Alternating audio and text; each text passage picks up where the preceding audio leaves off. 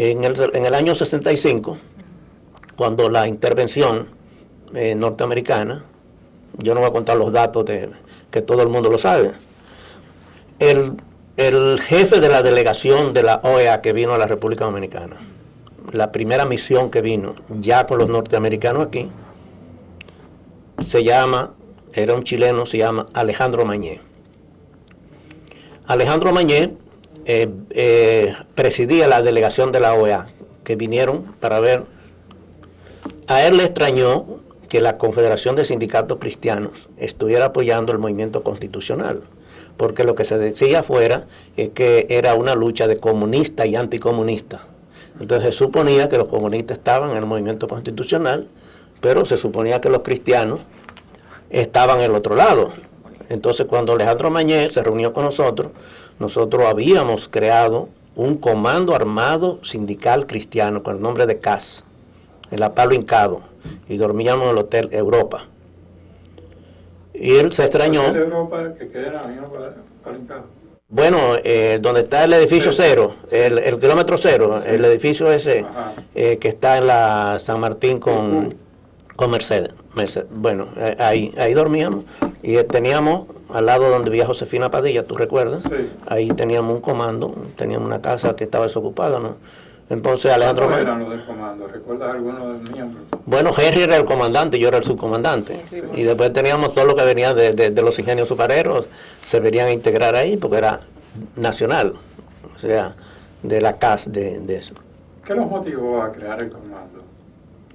Bueno, nosotros, la CLAD, la Central Latinoamericana, fue lo que nos dio la posición de apoyar el movimiento constitucional. Cuando comenzó los primeros movimientos, el Comité Ejecutivo Nacional íntegro de nosotros, todos que nos reunimos, fuimos a La Voz Dominicana y hicimos un pronunciamiento de apoyo al movimiento constitucional y llamamos a todos nuestros delegados que vinieran a la CAS llamamos un consejo, pero era para reunirnos para tomar eso. Entonces Alejandro Mañé habló con Camaño y le dijo que él quería que alguien de nosotros saliera para que diera testimonio afuera de cómo los sindicatos cristianos estaban apoyando el movimiento constitucional.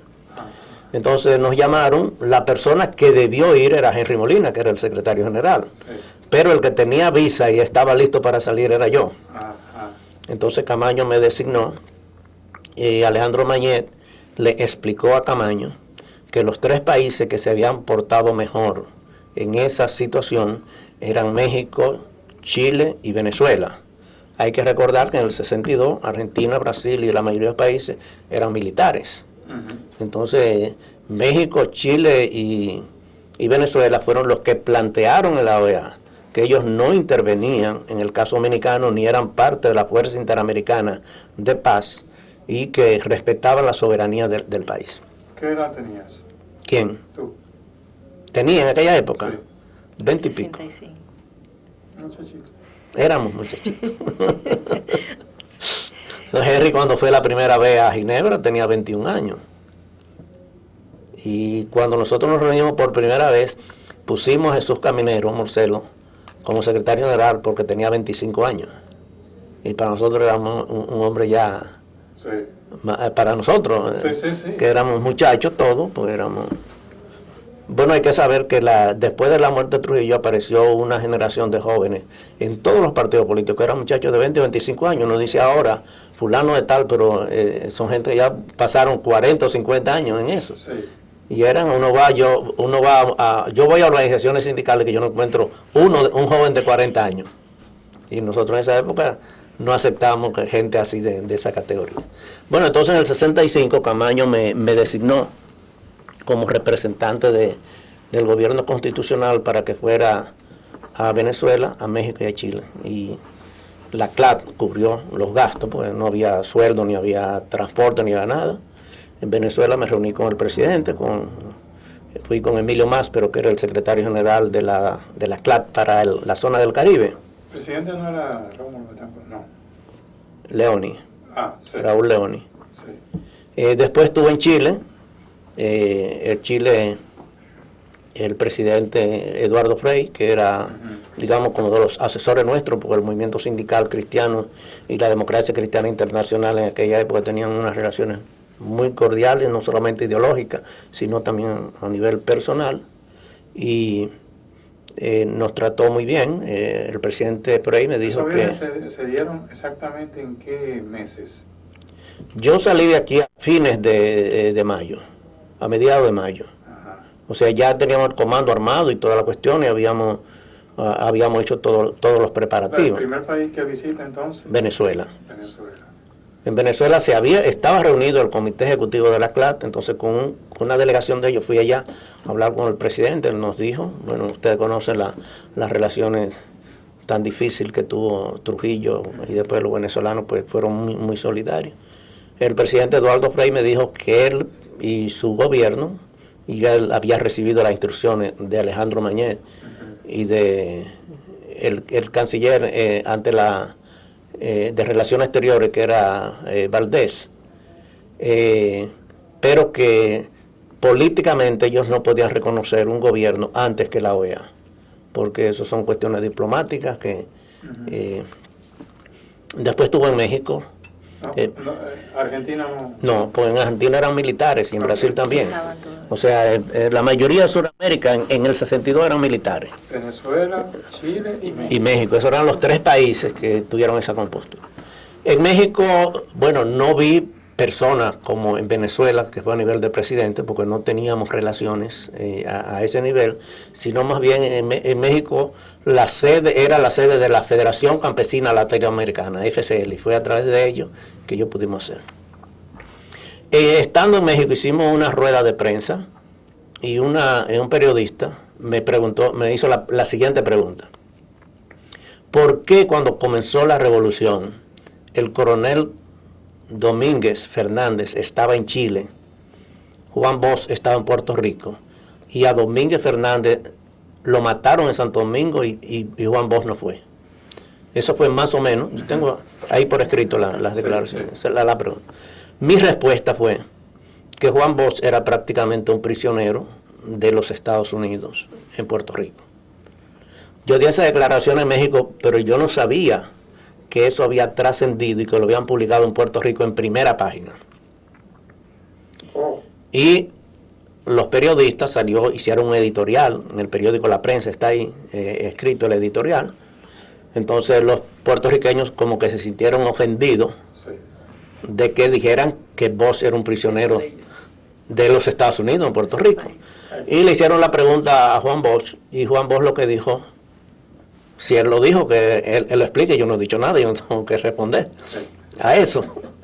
Entonces, yo fui a Puerto Rico, después, yo fui a los Estados Unidos, y un señor que se llama Donahue, que había sido el que relacionó a Fidel Castro cuando Fidel Castro fue a Nueva York después de ser presidente, él me hizo un programa para visitar varias personalidades políticas, y dentro de ellos me incluyó una reunión en el Departamento de Estado. La persona que hizo los contactos, yo me reuní con Antonio Rosario, que había sido nombrado embajador ante la OEA, pero estaba en Washington, pero no había podido tomar posesión, porque no pudo tomar posesión, pues la gente del gobierno constitucional nunca tomaron posesión, pues no fueron oficialmente reconocidos.